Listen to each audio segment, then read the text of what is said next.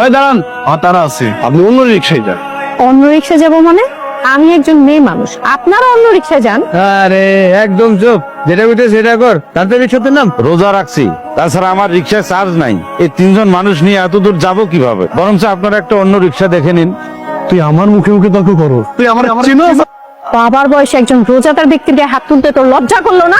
একটাবার তোর হাত কাঁপলো না? তোটা একটা মানুষ না, একটা অমানুষ। তোর এত বড় সাহস! তোরা খুব ভালো করে জানোস আমি মেয়ে মানুষের গায়ে হাত দিই না। তা না হলে আল্লাহ যদি না চায় তাহলে পৃথিবীর কোনো শক্তি নাই কারো ক্ষতি করার। মামা চলেন। এটা কি হলো? তুই মাই দাঁড়ে এমনি এমনি ছেড়ে দিলি। ওর বদলে পরিবারের সবার জীবন আমি নষ্ট করেছি। দেখি ওকে কে বাঁচায়। তোর একটা কাজ কর, ওর পরিবারে কে কে আছে, ও কোথায় থাকে, এই সব খোঁজ লাগা। যা, আমি আজকে নেতার কাছে যাব না। তুই কি ব্যস্ত? কিছু বলবে? তোর ভাই তো অনেকদিন ধরেই ঘরে বসা, কোনো কাজকর্ম নাই। এদিকে রোজার বাজারও শেষ হয়ে গেছে। বুঝছি, কেন যা লাগে কিনে নিও। আমি না কখনোই তোকে দেব মনে করিনি, সব সময় আমি মনে করি তুই আমার আপন ছোট ভাই। আরেকটা কথা বলি ভাই, আবার কি? তুই ছাড়া তো আমার দুনিয়াতে আর কেউ নাই। আমার যত সুখ দুঃখ সব কথাই আমি তোর সাথে শেয়ার করি। আর তোকে তো আমি কোনোদিন নিজের দেবরই মনে করি না, তোকে আমি আমার আপন ছোট ভাই মনে করি। আর তাই যা বলতে চাও সরাসরি বলো। বলছিলাম কি, দেখ, বিয়ের পর থেকে তোর ভাই তো আমাকে কিছুই দিতে পারেনি। আমি না অনেক কষ্ট করে কিছু টাকা জমিয়েছি। তুই যদি কিছু টাকা দিস তাহলে এবার ঈদে একটা সোনার চেইন কিনতে চাই। ঈদের সময় কই থাকি নিজেও জানি না। এই টাকাটা নাও, যা লাগে কিনে নি।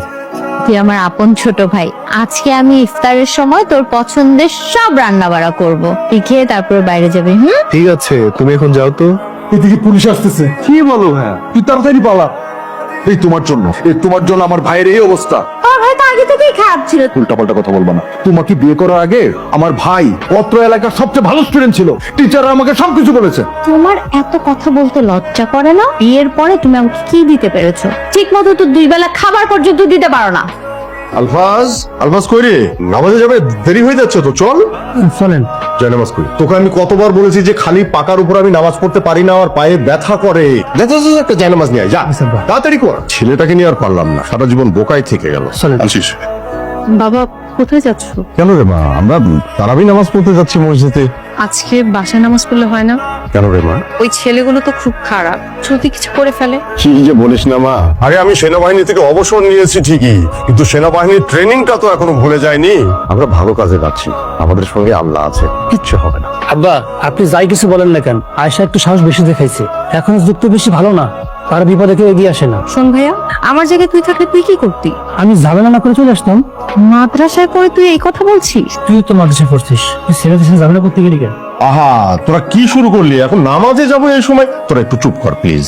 বাবা খুব ভয় হয়, মার মতো যদি তোমাদেরকেও হারিয়ে ফেলি। আমাদের কিচ্ছু হবে না ইনশাআল্লাহ। আমরা নামাজ পড়তে যাচ্ছি, তারাবি নামাজ শেষ হলে সোজা আমরা বাসায় চলে আসবো। মসজিদ থেকে বের হয়ে কোথাও যাবো না, সোজা কিন্তু বাড়িতেই আসবা। আচ্ছা ঠিক আছে রে মা, সোজা বাড়িতে চলে আসবো। হ্যাঁ, একেবারে আমার মায়ের মতো তুই শাসন করিস। চল চল চল।